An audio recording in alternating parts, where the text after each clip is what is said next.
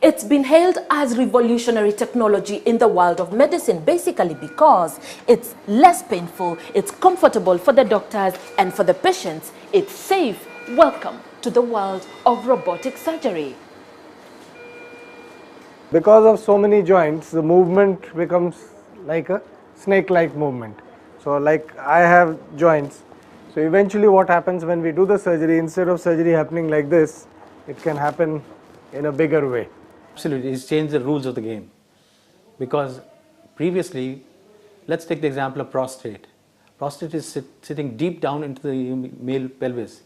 And male pelvis, as it is narrower than the female pelvis.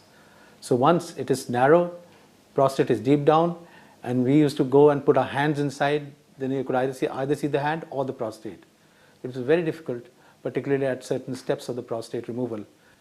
And with more and more people suffering from it, robotic has made it easier for us to take it out.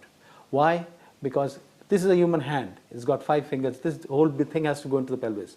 But this is a robotic arm. So it can go into nooks and corners where the human arm would not go. The fact that there is less blood loss in robotic surgery makes it a favorite for doctors and the patients who can afford it. Suad Musa. I come from Sudan. 45-year-old Suad Musa, for instance, has traveled from Sudan. The last diagnosis, I have hiatal hernia. It may be a robot's job, but the surgeon is still the boss, guiding its every movement behind this computer console. The magnification and the 3D view grants the doctor better visibility of the surgical site. So this is what we were talking earlier, the 360-degree movement. Now you can see this needle.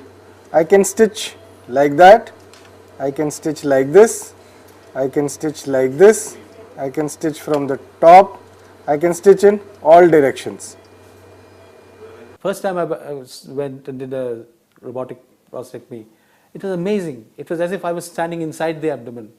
It's a 3-dimensional picture that I got, and therefore I was able to identify the tissues much better. I was able to save a lot of tissue damage, and I would go to precisely the point that I want to. This technology has also minimized surgical errors arising from the shaky hands. Human arm has got tremors. Whatever we do, there's some amount of tremor, and therefore the tissue is not exactly pinpointed. These tremors are filtered by the robot, and the robot is rock steady and go exactly to the place where you want to. What does that mean? That means that patient's morbidity, his amount of time spent after the operation, is much reduced than with any other type of surgery, be it laparoscopic or open surgery. Musa's operation was over in about 25 minutes, and the driving force behind India's medical cutting-edge technology thinks there are useful lessons for Kenya and Africa to learn. Does it strike you as ironical that when you started, you were sending patients to London or to the US, and now patients are also streaming from London, US, Africa? Does it strike you as ironical? I was in London just now. I came back on a day for yesterday. At least 10 patients approached me. You know, want to come, please tell them to look after us well. And, you know, I said, you don't need my recommendation for, they'll look after you very well. For Africa, I have a special affection because you are in the same position as what we were in the 80s. Because these facilities were not available, our people had to go abroad.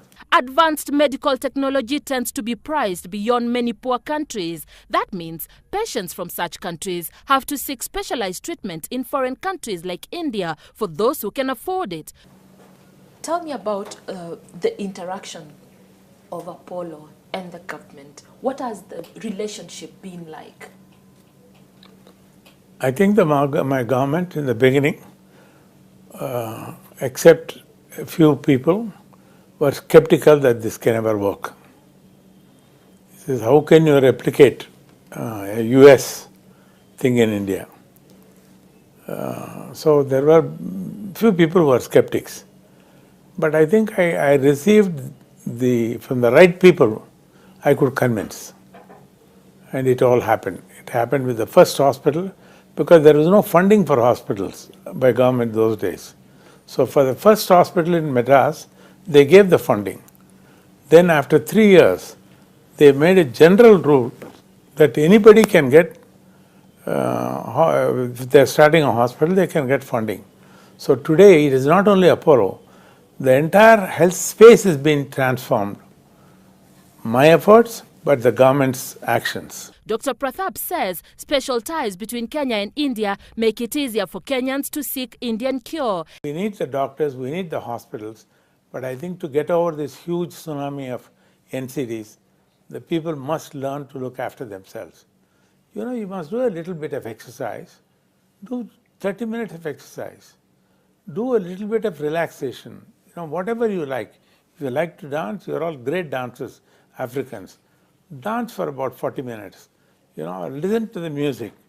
So these are all relaxation models. Or be spiritual. You know, read the Bible, read Quran. You know, if you do that, that gives you the relaxation techniques. So that is very, very important. And as for cost, the elderly doctor has the perfect retort. The individual must learn, saying, I must look after myself. What is the use of your smoking continuously and then killing your family? You will die. It is the family who is going to suffer. Can you tell me the cost of your body? Take a guess.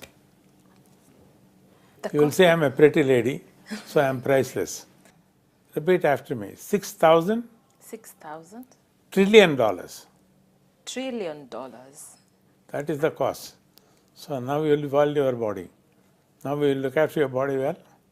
I think that's what we must do. And if we all do, the threat posed now by lifestyle diseases like diabetes, heart disease and even cancer could be minimized. For Citizen Weekend, I am Anne Mawade.